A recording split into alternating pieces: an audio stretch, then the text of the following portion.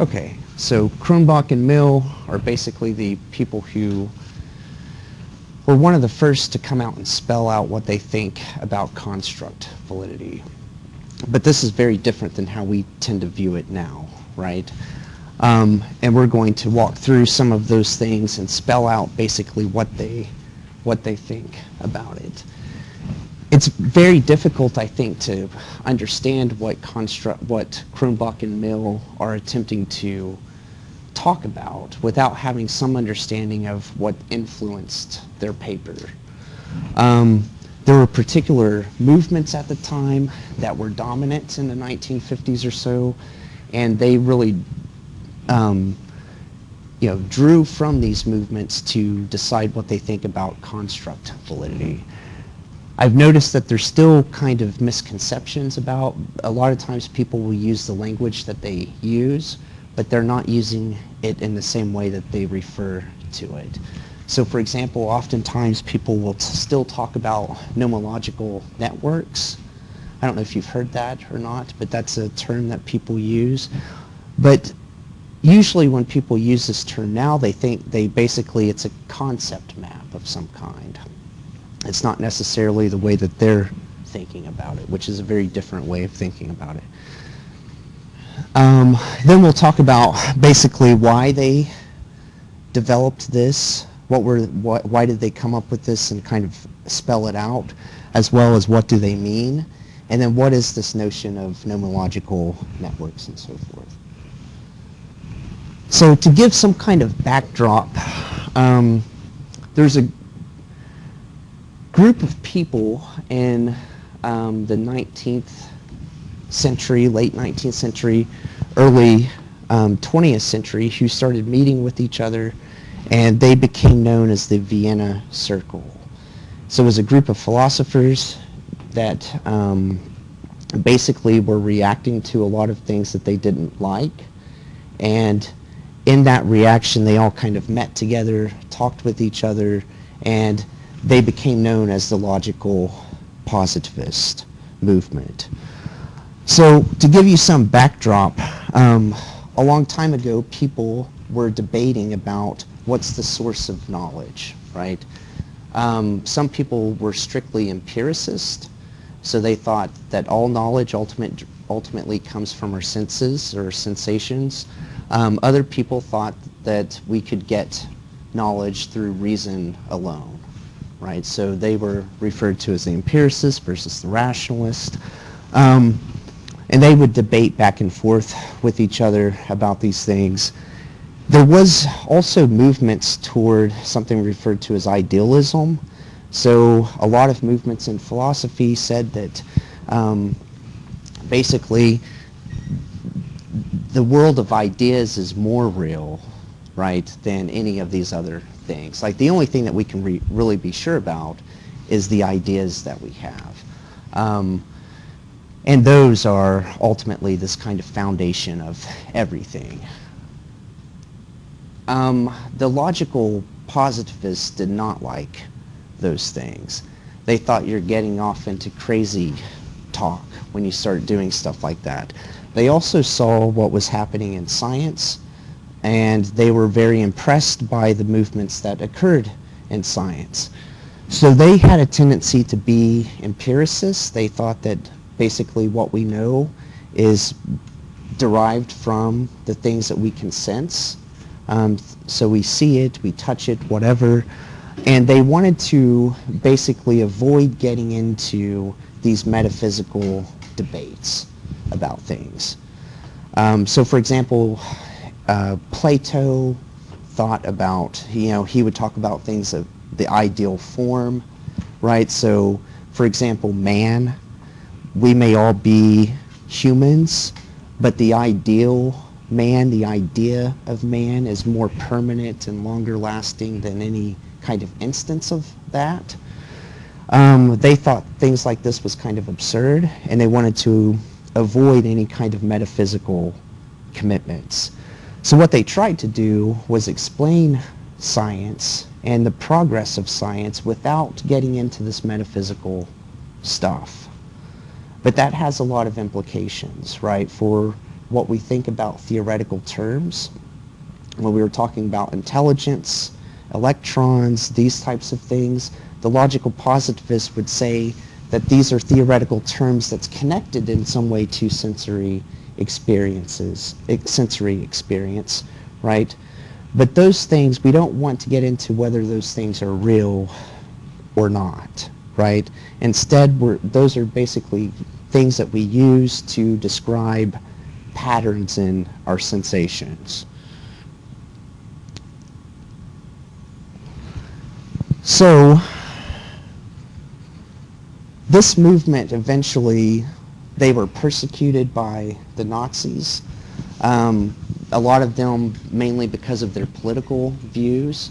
Some of them were Jewish as well, so they ended up either being killed or many of them fled to the U.S. And then they basically stayed here for a while, and they were very influential in the U.S. So it was around this time, well, a couple other things. So they had particular views about language, and some of these actually come from Kant. So they make a distinction between analytic statements and synthetic statements. Analytic statements are basically true by definition, right? So an example would be, all bachelors are unmarried men. That's true by definition, right? The only way that you could change that is to change what we mean when we talk about bachelors and so forth. Synthetic truths are something that's made true by observation, right? There's something about the world that makes what I say true or untrue. So the logical positivists basically thought that analytic statements are basically empty. They don't really tell us anything new. They're just conventions, let's say, that we use to talk about certain things. What we're really interested in are these synthetic statements, right? Something that's made true by experience. Central idea that they had was something referred to as a verification principle. And what this refers to is that basically a statement or a term is made meaningful once we understand the process used to verify that, right? So for example, claims that can't be, verification, you could replace the word testability, right? Something that I can't subject to some kind of empirical test, at least in principle, is meaningless, according to them. So that means they don't like religion because they talk about things that can't be subjected to that. They think all of that is meaningless talk. The vast majority of philosophy that was talking about these other things that they were reacting to is also kind of meaningless talk. Ethics is meaningless talk. You know, so for example, we might, with respect to murder, you know, science could investigate maybe the motives that people have or whatever, right? But science can't tell us whether those things are necessarily good to do or bad to do, at least according to conventional ways of thinking about these things. And they say all talk about murder being wrong is basically, it's just my feelings, right? It's an attitude that I have. It's not a fact about the world that murder is wrong. It's just our attitudes. I don't like it, right? So when I say murder is wrong, it's just an attitude that I have. It's not a fact in the world. So they basically thought that the entire job of philosophy was to give some explanations to science, some logical connection between the theories of science and how those things are connected to things that we can observe, right? And what makes science different in many respects is that we're making testable claims that we can somehow subject to empirical examination, right? Okay. They also make a distinction between observational language and theoretical language. So observational language might be things that refer to sensation, itself, like the rod is red, would be some observational language. And then there's theoretical language, might be theoretical concepts that's connected to those things. They thought that you could make these logical connections between the two. And they tried for years trying to do things like that. And ultimately, they ran into problems that they couldn't handle very well. And that's what led to this eventually being abandoned. So what types of problems did they have? So for example, if we're going to connect these things logically in some way, so if I have A and B as an example, I can show that that is false by simply showing that one of those things is false, right? So that set, that conjunction, is false if one thing is false. But you can substitute crazy things in there, right, that the logical positivists didn't like very much. So for example, I could say cats have 2 legs, A, and invisible bunny rabbits influence human behavior, B. I can show that that conjunction is false by finding a cat with 4 legs. They don't like this thing here. So to show that that's somehow testable or verified through showing this to be false is a problem for them, right? And there's various things like that that would come up when they would try to spell this stuff out that doesn't make sense, or at least it's not aligned with what they really want to do. There's also this idea that came about where basically people argued that we're not testing one claim at a time, right? It's not as though I come up with a hypothesis and I subject that hypothesis to some kind of test, and I can look at the results of that and think, hey, my hypothesis is definitely right or definitely wrong. Instead, what people have pointed out is that we're testing a whole network of beliefs, right? So I'm not only making assumptions about maybe the relationship between 2 variables, I make assumptions about reliability, I make assumptions about measurement issues, I make all kinds of assumptions about the sample and so forth, or different background theoretical assumptions. Really, that whole web is kind of being tested simultaneously, and just because I find that my hypothesis doesn't fit, it doesn't mean that my hypothesis is necessarily wrong. Perhaps there's something else in this web that's wrong. So where do we modify those things? So this idea that we can verify or kind of test one hypothesis at a time was challenged, right? Basically, failures to deal with a lot of this stuff, some of the same people who were involved with it said, well, we're going to change some of this, and some of them became known as the logical empiricists, which they have a different kind of view, and it's really this view that informs Cronbach and Meehl. And this is where they come up with these ideas of nomological networks and so forth. So instead of this verification principle, instead they argued for a holistic empiricist theory of meaning. So we recognize, right, that we're not basically isolating one hypothesis or claim at a time. There's this holistic kind of web of things that's connected to sensation that we're examining simultaneously. So we have theoretical terms that's connected to an observation of some kind. Other theoretical terms could be connected to other theoretical terms. And there's this kind of interlocking network of ideas that's all grounded in sensory sensation, right? And this is the basis for what's referred to as a nomological network. If you look at the etymology of this word, nomo is referring to the Greek, I don't remember the Greek thing that's referring to, but basically it's a law-like kind of connection. So this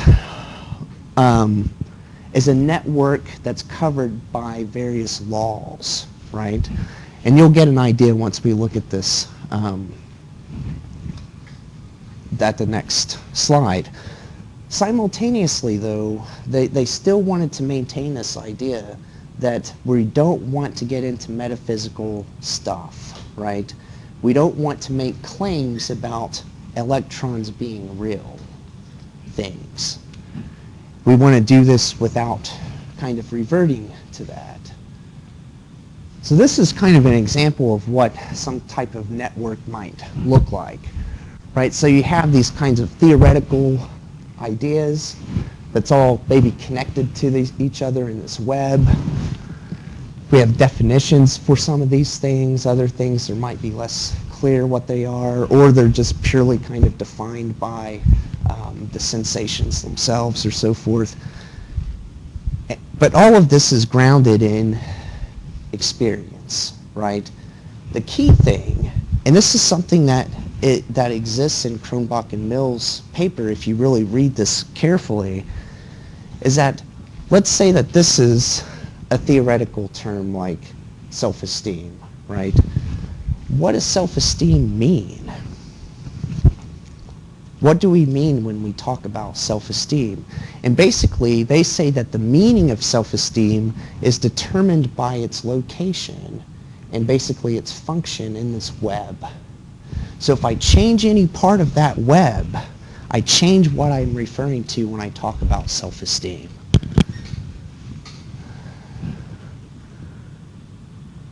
So these are law-like kinds of connections. Yeah. So what would be an example of changing something in the web that would change a construct? Yeah, so let's say that I think I have some idea about self-esteem, right? And I say, well, people who have high self-esteem tend to be happy. So and I have some notions of happiness that's connected empirically somehow, right? Well, we would expect the correlation to be, some correlation there, right? But let's say that I don't find that. Then it may change what I mean by self-esteem. Or if I put something else in here, like let's say I find that, but then I find that self-esteem is for some reason related to intelligence, it may change how we're thinking about self-esteem, right? But all of these things should be connected through law-like relationships.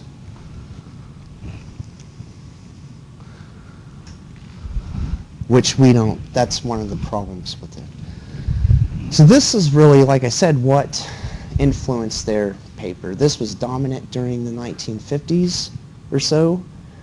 It was eventually abandoned, this logical empiricism, in the 70s. But in 1955, when they published the paper, it was alive and well. And if you look at the sources that they cite, most of the people that they cite were prominent figures in this prior movement. So you can see a connection between how they talk about construct validity and what these people were trying to do. So one of the things that they come out and they explicitly say, we're not going to replace the other types of validity. What other types are they referring to in the 50s?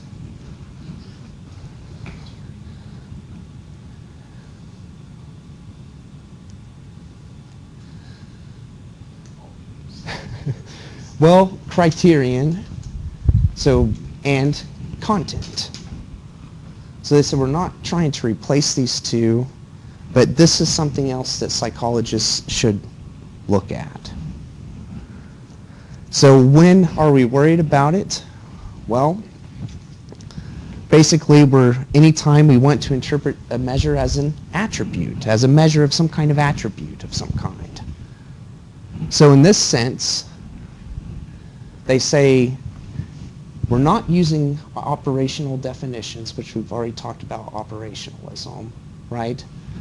And also, with a lot of the concepts that we have, we don't have a clear content domain to sample items from. So like, for example, with a geometry test, I may have a pure, a good understanding of what that content is, and I can sample items that reflect different characteristics of what I'm trying to teach, right? But what do we do with ego strength? Do we have it clear? It's not as clear usually how that would work. If we're not saying ego strength is operationally defined by measure X, and I want to basically say there's some kind of attribute going on, then they say you need to look at construct validity. The main issue is at least what they say is that what constructs will account for variation in performance. So we have variation in the scores, and what constructs account for that variance. Hopefully, if we're worried about ego strength, then it would be ego strength. So let's look at some other. How can we do this? They identify a few different procedures. So I think the example that I gave here is with anxiety. You can use known group differences to look at construct validity.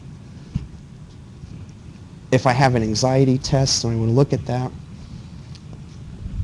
and I say, hey, this is measuring an attribute I refer to as anxiety, then people who are diagnosed with anxiety should have higher scores. Now that's of course assuming that the diagnosis is accurate. But if you're going to have to make some kind of assumptions when you do these things. The other thing is looking at internal structure. So if I have a set of items that tap into anxiety, does the pattern of correlations conform to what I would expect given my theory? Which we'll talk about that more when we get into factor analysis. I've already showed you the... I'm always worried about the timing here. Let's say you have like a correlation matrix. I don't know, maybe I should do different letters. Between three variables. So you'd have a 1 here, right? A 1 here, 1, and then 1. And let's say that this correlation is 0.65.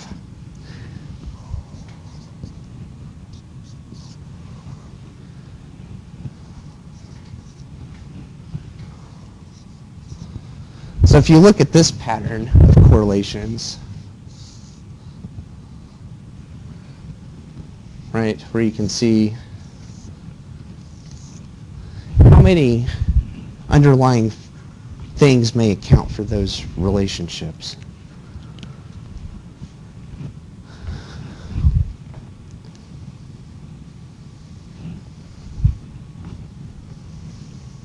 So what do we notice here?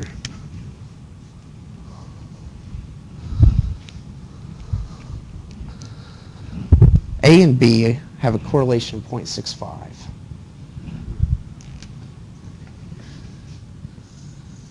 But the correlation with the other things here is not very high.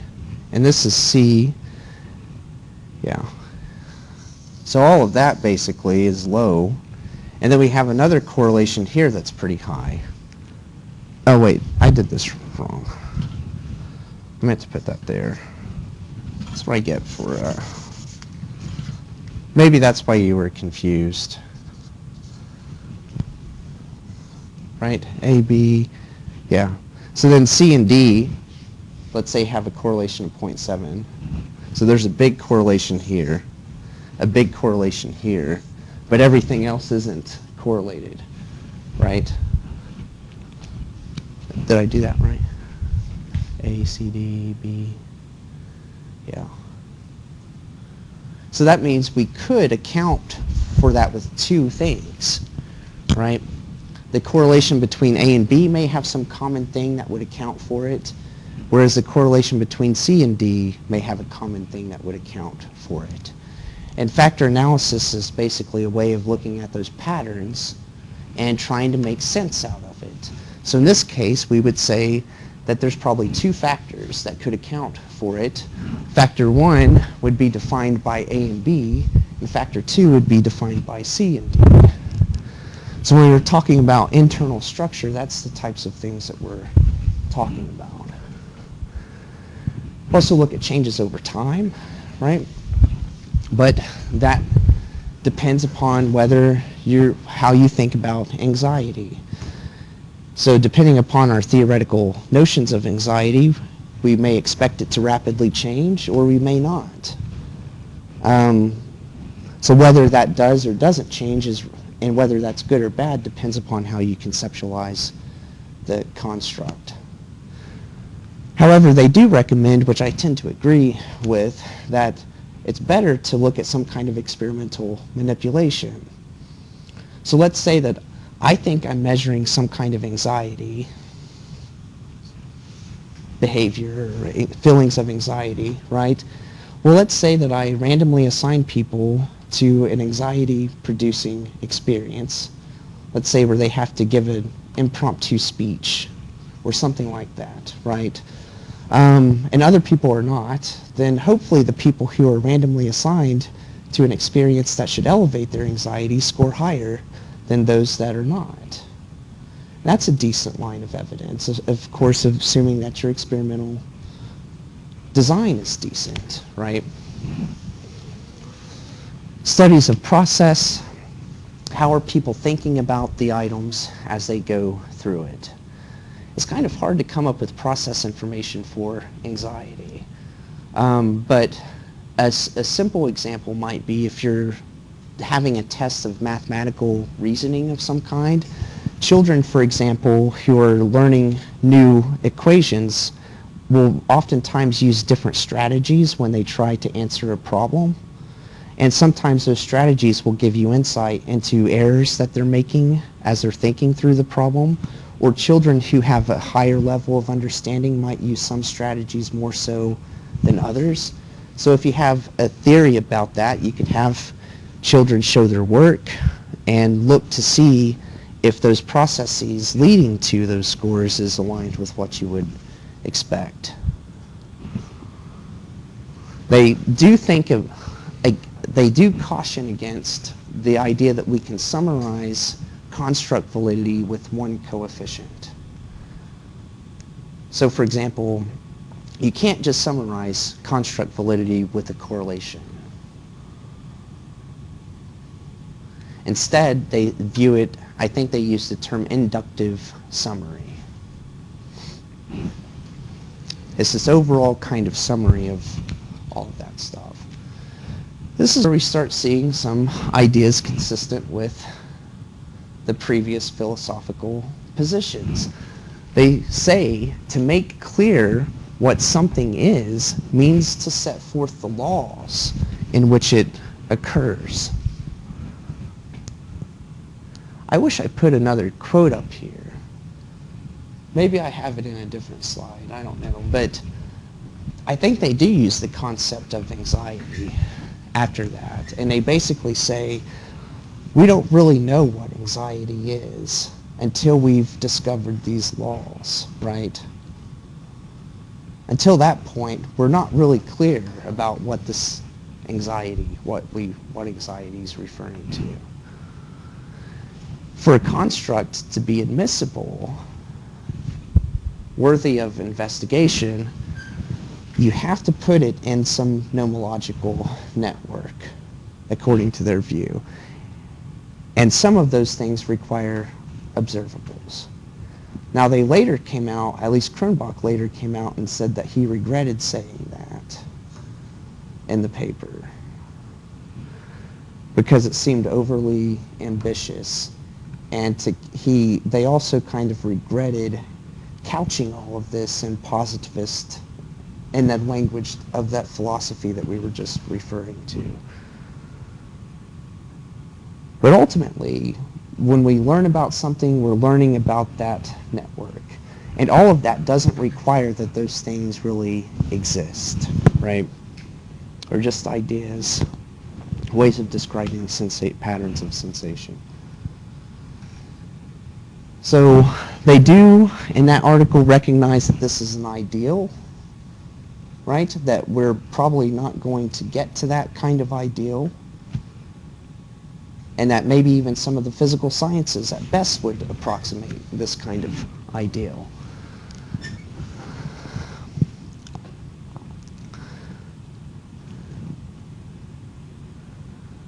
And I think the key thing is the meaning that we attribute to a construct is basically determined by its placement in this nomological network. And that's a law-like kind of network. Changing one aspect of that's going to have implications on what something would mean. And they've done all of this while avoiding metaphysical commitments. What I mean by that is the existence of psychological constructs. They don't require them to exist. So in some sense, what we see prior to them was people basically saying validity is a property of a test. A test is valid for anything with which it correlates. Many people then looked at content validity and aspects of that, but there was a sense of realism, right, there. They didn't necessarily completely avoid commitments to realism or the existence of things. Here you have a movement that's a radical kind of departure from that, where they abandon that type of thing. And I think mainly because they were influenced by the dominant view at the time, which did the same thing.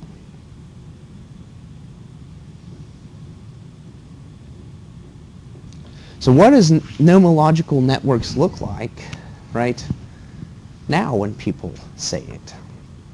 Do you see that in articles? I don't know. Just from reading this, like, kind of think about what they're talking about in the articles, not so much that they use the term, but you start talking about different leadership things, and talking about the constructs around leadership and how they're measuring it. There's just so many different ways to talk about it, so many different theories out there. So sometimes it seems like they're like going down the rabbit hole of trying to explain themselves or cite things to show that this is why we believe that empathy is important or this is important. And then other times it seems like people are just keeping it simple. It's like, here's our one good test, and this is what it is, and believe us and publish us. So I don't really know. Like, what's the best way to go about validating your construct? Do you like just keep on opening it up until you have too much to handle, or do you just kind of focus on one simple thing? Yeah, so for those listening, right, the question was, what's the best way to approach validating a construct? Do you say that last part again? Do you keep on like going down that rabbit hole and opening up different things and trying to figure out, or do you focus on like your individual thing and try to find one way to prove it? So do you continue down the rabbit hole of pursuing multiple avenues of trying to figure out what something is? Or do you stick with one measure, I guess? One way of trying to demonstrate that?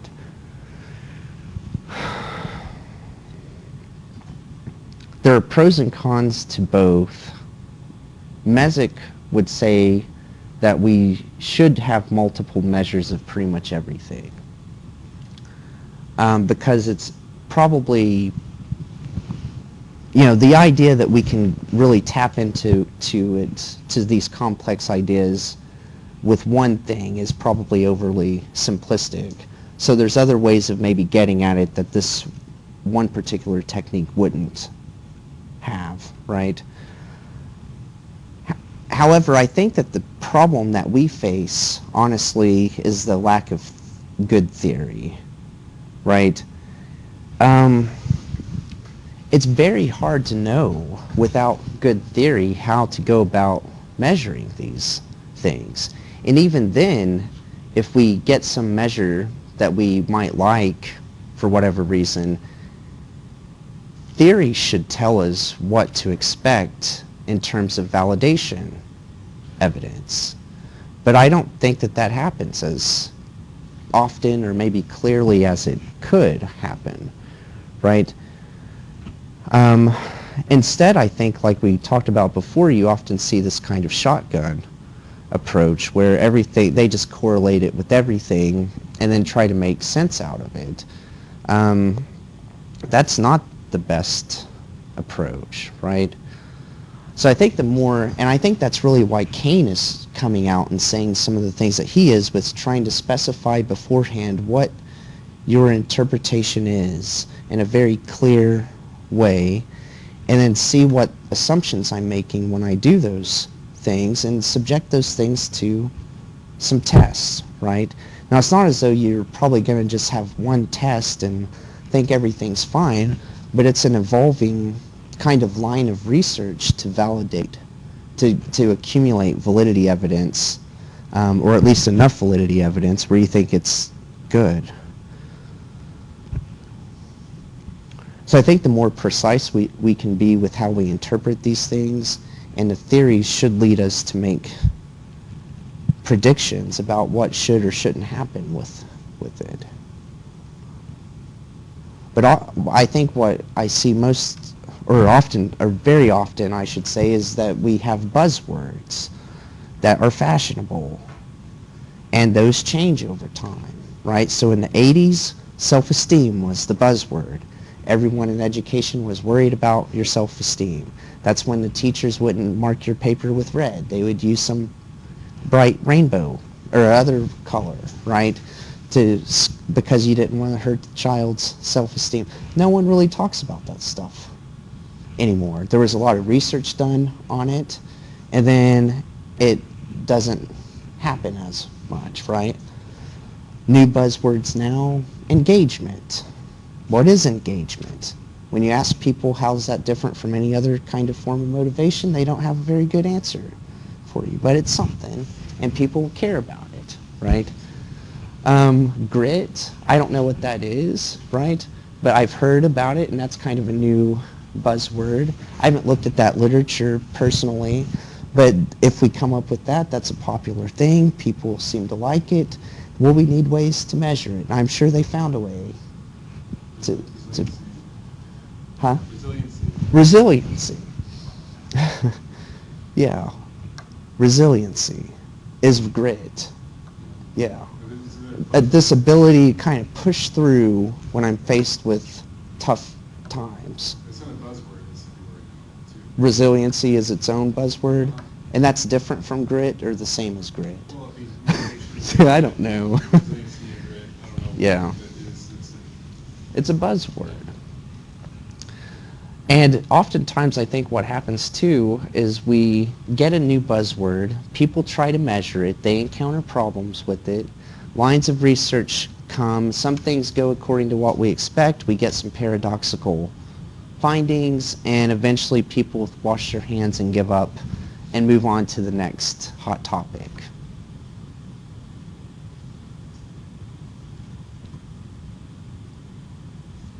Do you disagree? That's my interpretation. I mean, that seems to happen a lot, I think. I agree with you. I think that the self-esteem, I think another thing that happens too is people always want the silver bullet. People want to think that they've found the thing that if you fix this, we'll get things going on the right track. But it is a complex net. And so problems in education can't just be solved by identifying ways to get children to feel better about themselves. Right. And There are times maybe where children shouldn't. You know, if I've done something really bad, then I should probably feel bad about it. You know, like that might motivate me to not do it again. You know, it's not as though, and sometimes you might even have this curvilinear, like people with a really high self-esteem might be dangerous. You know, like it could be overly inflated, where you're not empathetic and you're, you know, kind of narcissistic in some way. yeah, I don't think the movement did a good job of differentiating narcissism from self-esteem. Yeah. So there's things that you should feel bad about, but you should go through life feeling like you're a lovable person that's worthwhile. Right. And then carry that with you as you endure your mistakes and whatever. But then Yeah. this idea that I can do no wrong, that everything I do is great, is where that movement maybe went. But then so also there's a double hermeneutic that when you change something, when you study something like self-esteem and then you put it everywhere, humans adapt to that, and then move on. And so maybe it was something that was important, but then when we study ourselves, we change along with what we find out about ourselves. That's an interesting idea. So there was no such thing as World War I until World War II, right? Prior to that, they called it the Great War until we had World War II. So how we refer and think about those things would change over time. I suppose a lot of our notions may be evolving and changing according to culture and these different things as well. Which is why I guess you need to be revising these things frequently, right? So if you have a test from 1950 and they're referencing things that are kind of culturally relevant to people in 1950 that wouldn't make sense to someone reading it now, then that's kind of an issue. But maybe the way that we even conceptualize some of these things has changed over time.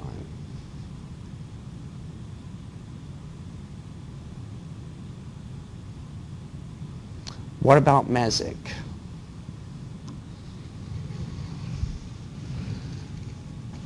I think that's it for... Oh, just one quick thing I should say. They also said it's naive to say that the test is valid, right? So there's that first kind of movement. I don't know if it's the first, but an initial prominent movement against this notion that tests are valid or invalid, which is still with us today. So let me